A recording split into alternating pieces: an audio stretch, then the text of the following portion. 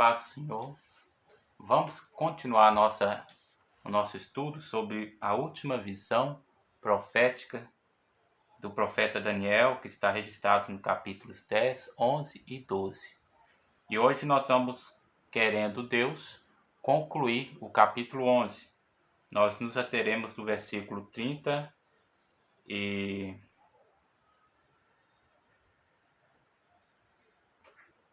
no versículo 36 até o versículo 45. Nós não vamos ser exaustivos, uma vez que não é nossa intenção falar ou fazer uma narração exaustiva sobre o tempo do anticristo. Vamos apenas nos deter nas letras que estão escritas aqui em Daniel.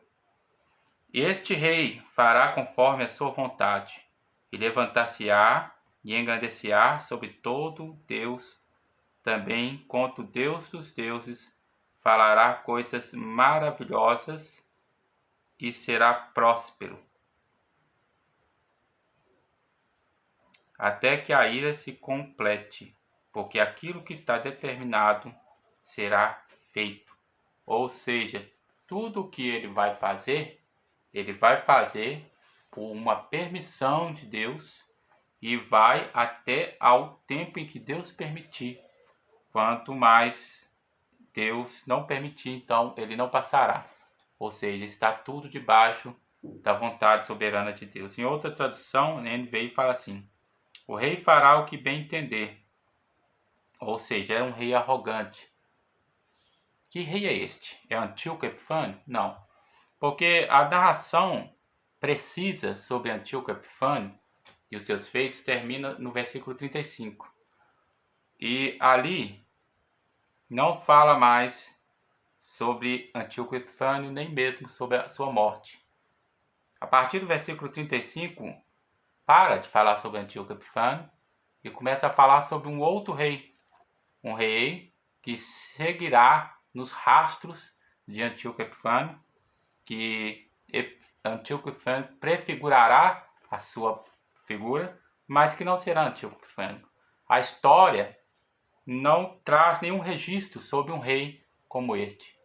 Há muitos reis que, em seus formatos de agir, pareceram com este rei, né? Assim como Antíoco Epifânio, levantou-se também muitos outros homens depois que agiram de forma tão louca que foram até assemelhados ao anticristo, como Nero foi semelhante ao anticristo, como Hitler também, em certo sentido, também foi semelhante ao anticristo, né? Mas eles não foram o anticristo. Então ainda não se levantou na história nada que se assemelhe a essa narrativa, nem do tempo de Daniel até a época de Cristo, nem da época de Cristo até os nossos dias atuais. O que nos remete a entender que isso é algo que ainda está para acontecer, e que se refere sim ao anticristo. Todos, de forma convencional, convergem, todos os estudiosos de forma convencional convergem na interpretação de que estas frases do versículo 36 ao 45 falam sobre o anticristo. Tanto pessoas das escolas amilenistas quanto das escolas pré-milenistas afirmam e concordam com isso. Ele se exaltará e se engrandecerá acima de todos os deuses e dirá coisas jamais ouvidas contra o Deus dos céus. Lá em 2 Tessalonicenses capítulo 2, do versículo 8 ao 12, vai falar sobre as qualidades deste rei perverso. Irmãos, quanto à vinda de nosso Senhor Jesus Cristo e a nossa reunião com Ele, rogamos a vocês que não se deixem abalar nem alarmar tão facilmente, quer por profecia, quer por palavra, quer por carta, supostamente vinda de nós, como se o dia do Senhor já estivesse chegado. Não deixe que ninguém os engane de modo algum. Antes daquele dia virá a apostasia, então será revelado o homem do pecado, o filho da perdição. Aí que começa a falar, o homem do pecado é um dos nomes, e filho da perdição um dos nomes dados ao anticristo. Este aqui começa a descrever sobre ele. Este se opõe e se exalta acima de tudo o que se chama Deus, ou é objeto de adoração, chegando até a sentar-se no santuário de Deus, proclamando que ele mesmo é Deus. O versículo 4 corrobora ao que é dito a partir do versículo 36 de Daniel, capítulo 11, né? Quando fala, ele se exaltará e será acima de todos os deuses, e dirá coisas jamais ouvidas contra o Deus dos deuses. Ou seja, ele blasfemará de forma ousada contra o Deus dos deuses. E ele terá sucesso. Isso quer dizer que é o seguinte, ele vai fazer isso, mas não vai haver quem se opõe a ele. Porque o Senhor permitirá que não haja oposição a ele. E as oposições que se levantarão, elas serão de forma assim sufocada.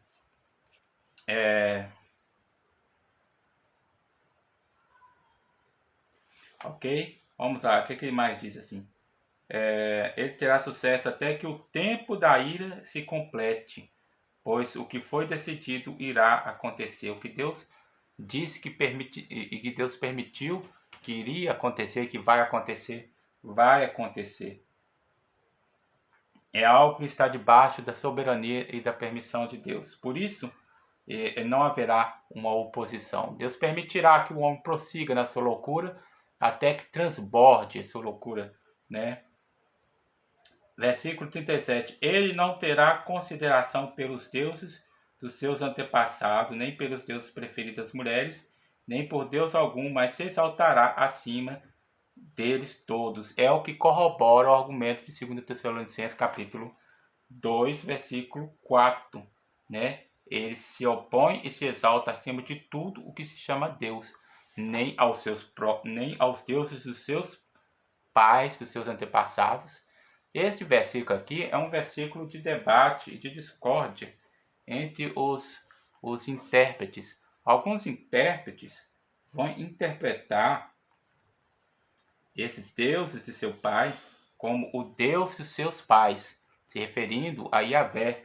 Outros vão a interpretar assim como foi interpretado na NVI, deuses como se referindo a deuses mesmo pagãos, deuses das mulheres, né, o Deus preferido das mulheres, né? Aqui está falando sobre um Deus pagão, mas há intérpretes que vão interpretar isso de forma diferente, como se referindo ao desejo das mulheres, ou querendo se referir a ele como se fosse alguém alguém afeminado que não quer, que não se interessa por mulheres, né? Ou seja, há interpretações variadas, há muitas interpretações variadas, mas eu prefiro ficar com a interpretação de 2 Tessalonicenses, porque essa também é uma interpretação.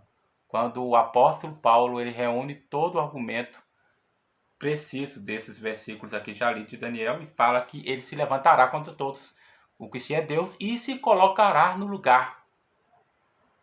E se colocará no lugar de Deus, né? Deixa eu ver aqui o que diz na Almeida aqui. Aqui, tá vendo? Na Almeida já traz a interpretação de que é o Deus Yahvé e que tá se referindo também a que ele não considerará o desejo sexual por mulheres. Claro que eles usam um termo mais brando, eles falam diferente, ó. E não terá respeito ao Deus, tá vendo? É Deus, não é deuses não, tá vendo? Que interpretação é diferente. Seus pais, nem terá respeito ao amor das mulheres, nem a Deus algum, porque sobretudo se engrandecerá, por mais se exaltará acima de todos, deles todos. Então, ou seja, é aqui uma questão de divergência, né? Mas isso aqui é uma divergência irrelevante, né? Na questão das interpretações. Em seu lugar adorará um Deus das fortalezas. Esse é uma contradição. Ele se colocará no lugar de Deus e ele se colocará contra Deus e contra todos os deuses. E ao mesmo tempo, ele adorará um Deus. Mas que Deus é esse que adora um Deus? Né? Ou há uma contradição. Se ele se coloca no lugar de ser ele o soberano, Senhor dos céus e da terra, então por que ele vai adorar a um Deus? Isso mostra que ele há uma contradição. Né? Em seu lugar adorará um Deus das fortalezas. Mas que Deus é esse?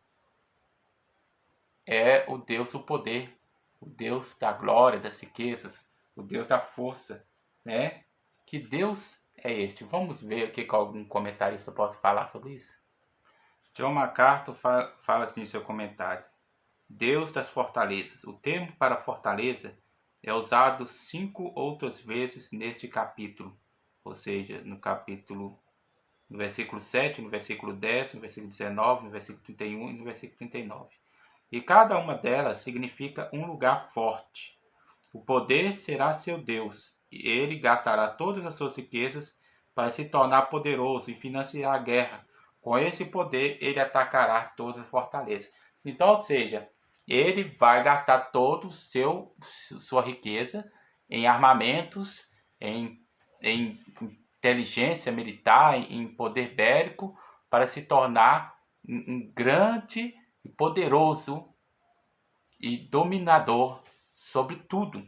Seja todo tipo de forma de poder que possa alcançar, ele vai procurar adquirir aquilo, seja um poder através da internet, seja um poder através do poderio bélico, seja um poder através do poderio político, do poderio religioso, toda a forma de poder, porque o Deus dele é o poder, né? Assim como de muitos o Deus é a fama, né? Assim dele o Deus será o poder, né? Em seu lugar adorará um Deus das fortalezas, um Deus desconhecido de seus antepassados. Ele honrará com ouro e prata, com pedras preciosas e presentes caros. Atacará as fortalezas mais poderosas com a ajuda de um Deus estrangeiro e dará grande honra àqueles que o reconhecerem. Tá vendo? Ou seja, ele vai usar esse Deus. Então a gente vê na interpretação que se refere sim ao poderio bélico, ao poderio militar e às diversas formas de poder que ele possa arranjar, como o poder, como eu falei, político, o poder religioso, para convencer as pessoas através lá do falso profeta, dominando a consciência, levando cativo a consciência. E é isso que lá em Tessalonicenses fala, quando depois nós lemos só o versículo 4, né? Até nós chegamos até o versículo 4 e paramos. Vamos continuar que nós vamos ver o que fala sobre esse poder de sedução que ele vai usar para levar as mentes cativas e escravizar as pessoas no engano. Vamos lá. Versículo 9, 2 Tessalonicenses, capítulo 2, versículo 9. A vinda desse perverso é segundo a ação de Satanás, com todo o poder, com sinais e com maravilhas enganadoras. Ele fará uso de todas as formas de engano, da injustiça, para os que estão perecendo, porquanto rejeitaram o amor à verdade que os poderia salvar. Por essa razão, Deus lhes enviará um poder sedutor, a fim de que creiam na mentira, e sejam condenados todos os que não creram na verdade, mas tiveram prazer na justiça, como foi dito no versículo 36, né? Ou seja, o tempo da ira de Deus. E esse tempo em que o anticristo reinará será um tempo realmente da ira de Deus. A gente vê lá em Apocalipse sobre as taças que são derramadas, várias coisas que acontecem mostrando a ira de Deus. E Deus permitirá que essas pessoas sejam seduzidas por esse poder, sejam conquistadas, sejam cativadas, se tornem cativas por esse poder. Ele os fará governante sobre muitos e distribuirá a terra, mas a um preço elevado. Muitas pessoas hão de segui-lo. Ele dará grande honra àqueles que o reconhecerem, né? Mas isso será a um preço elevado, a um preço muito pesado, muito caro para eles próprios, né? No tempo do fim, o rei do sul se envolverá em combate e o rei do norte o atacará com carros e cavaleiros, e uma grande frota de navios.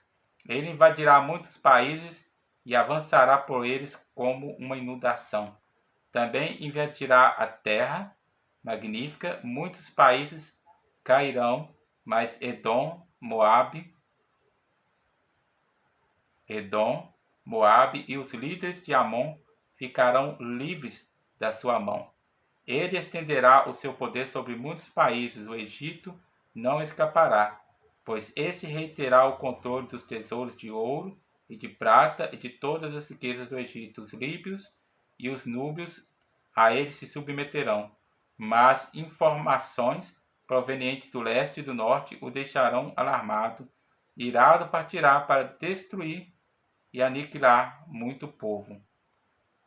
Amará suas tendas reais entre os mares, no belo e santo monte. No entanto, ele chegará ao seu fim e ninguém o socorrerá. Então, o versículo 40 vai dizer o seguinte: no tempo do fim, o rei do sul se envolverá em combate e o rei do norte o atacará com carros e cavaleiros e uma grande frota de navios. Almeida vai dizer assim: e no fim do tempo, o rei do sul lutará com ele, e o rei do norte se levantará contra ele com carros. Aqui não fala que há uma luta desses reinos, mas aqui põe esse rei de fora. Que é o que eu quero dizer? Que ele não é o rei do sul. E ele também não é o rei do norte. Ele não é Antíoco. E nenhum dos Antíocos. Né? Embora fala-se rei do sul, como se refere ao futuro, não então pode-se entender mais que é o mesmo rei do Egito. Então, como se fala também de rei do norte, como se fala no futuro, também não se pode mais entender que é o rei da Síria. Né? E aí ele vai dizer aqui,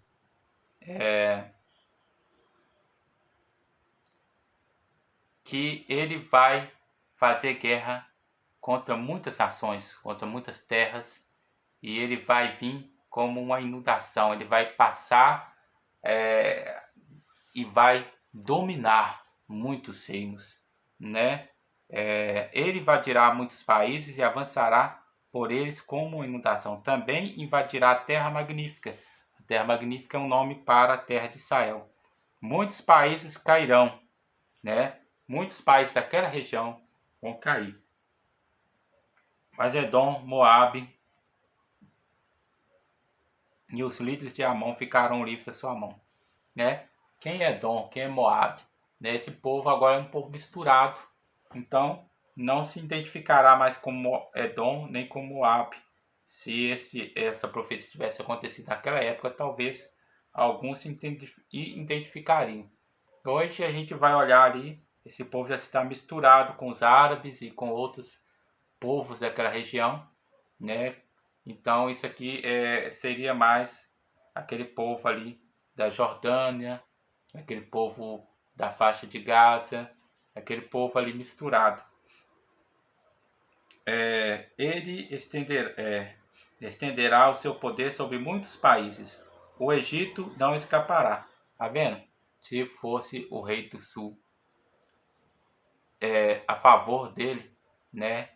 Ele não estaria estendendo a mão, né? Sobre ele, ou seja, para atacá-lo, para dominá-lo. Né? Certamente esse Egito se revoltará, mas por um breve tempo, né? Até que esse rei venha dominar sobre ele também. Dominar sobre ele. Versículo 43. Pois o rei terá controle dos tesouros de ouro e de prata, de todas as riquezas do Egito. Os líbios e os núbios a ele se submeterão. Então essas nações vão se submeter a ele. Como eu falei, pode até se revoltar por um breve tempo, mas vão se submeter a ele. Mas informações provenientes do leste e do norte o deixarão alarmado, e irado partirá para destruir e aniquilar muito povo. O reinado do anticristo aqui descrito como Daniel não mostra que será algo assim muito tranquilo não, né? talvez ali na sua capital, na sua grande Babilônia, talvez seja algo em um breve período tranquilo. Mas mostra que haverá conflitos. Não será um governo mundial assim tão pacífico, tão aceitável assim, né? Embora ele terá êxito, como é dito no versículo 36, ele terá sucesso, embora ele terá êxito, né? Ele terá êxito, até que o Senhor faça parar. Armará suas tendas reais entre os mares, no belo e santo monte. No entanto, ele chegará ao seu fim e ninguém o socorrerá. Por quê? Porque o fim do anticristo não se dará por nenhuma nação. Nenhuma dessas nações que se levantarão e depois se cairão, nenhum desses reis do sul e reis do norte que se oporão a ele numa batalha, nenhum deles realmente ficarão, terão êxito. Ele seguirá invicto e só agregando e ampliando seu império até se tornar verdadeiramente um império global e virá para resolver o problema. E qual será o problema? Como se disse, não dá para estabelecer paz entre os árabes e Israel, então acaba-se com Israel. Essa tem sido a resposta de muitos. Então ele vai tentar resolver esse problema. E aí será o seu fim, que é o que a palavra de Deus enumera ali como a batalha do Armagedon, né? Ele tentará fazer por esse ponto final, né? Ali diz que ele armará a sua tenda, né? Armará as suas tendas, a tenda do seu palácio entre o mar grande e o monte santo e glorioso. Chegará ao seu fim e não haverá quem o socorra. Está falando sobre o espaço do seu domínio, né? Da sua sede, lá, da sua dominação. Vamos ler mais o que algum comentarista aqui fez, para que nós possamos estar concluindo esse capítulo de número 11. O que o irmão MacArthur diz aqui sobre esse conflito, esse último conflito do rei do sul e do norte, e que eles acabarão também conflitando também contra o anticristo. E que, como foi dito no versículo 36, ele prosperará no combate, né? Esse é o último conflito norte-sul. No contexto passado, sul era o Egito. Essa é a última grande batalha com o exército final do norte, retaliando o ataque do último poder vindo do sul da África. O anticristo não permitirá que isso ocorra sem atacar de volta e vencer, derrotando ambos, como relatado no versículo 41 e seguinte. O rei perverso, o anticristo, resistir às investidas de ambos os lados e prevalece entrando em Israel, a terra magnífica, e talvez cometendo nesse momento o sacrilégio terrível, né, que é dito no capítulo 9, versículo 23 de Daniel, e que é dito também por Jesus em Mateus 24, versículo 15. Com essa vitória, ele se estabelecerá no poder por um período, e aí ele estabelecerá, ele colocará então, como diz, estenderá a sua tenda, como é dito no versículo 45, do grande mar até o Monte Santo, ou seja, fará ali um breve governo que será breve, né? Vamos lá. Informações provenientes do leste e do norte. Informativos militares alertarão o rei perverso em suas vitórias sobre o envio de tropas à Palestina, proveniente de outras partes do mundo. Seu fim. Para enfrentar as últimas ameaças, o rei perverso estabelece seu posto de comando entre o mar Mediterrâneo e o Mar Morto, e o Monte Santo de Jerusalém com suas tropas cobrindo toda a terra. Ninguém é capaz de ajudá-lo contra Deus, que por meio do retorno de Cristo o levará ao seu fim. Na verdade, Apocalipse vai vir falando de forma mais detalhada. Como eu disse, aqui há informações muito concisas, como no versículo 45 fala sobre várias coisas dentro de poucas frases, coisas que serão mostradas com mais afinco no livro de Apocalipse. Amém? Como nós falamos, nós não seremos exaustivos, porque pretendemos apenas nos ater ao que o texto diz. Como eu falei também, o texto de Daniel é um texto bem resumido, há muita informação em poucas frases, né? E para entender melhor precisa avaliar sobre essa questão no livro de Apocalipse. Ali há mais informações sobre o assunto. E, querendo Deus, depois nós estaremos partindo para o capítulo 12, onde nós estaremos concluindo nossa série de estudos sobre o livro de Daniel. Fique com Deus, a paz do Senhor, deixe seu like, nos abençoe também com a sua oração, ok? Fique com Deus. Se você não é inscrito, inscreva aí, nos abençoando também. A paz do Senhor.